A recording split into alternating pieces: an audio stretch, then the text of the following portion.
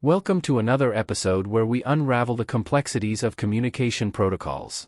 Today, we're diving into the intense world of embedded communication with a face-off between I2C and SPI.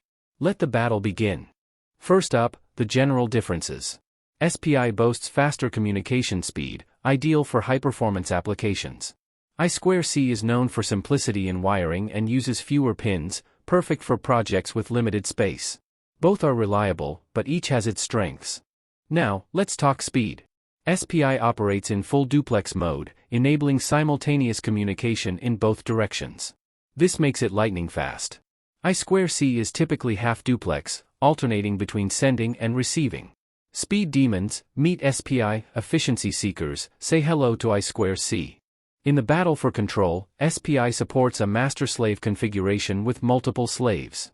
I2C shines in its multi-master support, allowing multiple devices to initiate communication.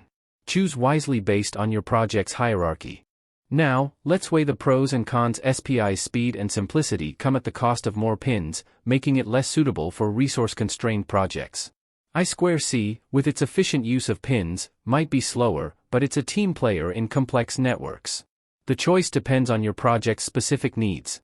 To recap, SPI excels in speed and simplicity but requires more pins, while I2C, though slower, is efficient with fewer pins and is a team player in complex setups. And there you have it. The I2C versus SPI showdown demystified. Now, for a quick reference, let's summarize the differences between the two in this handy table.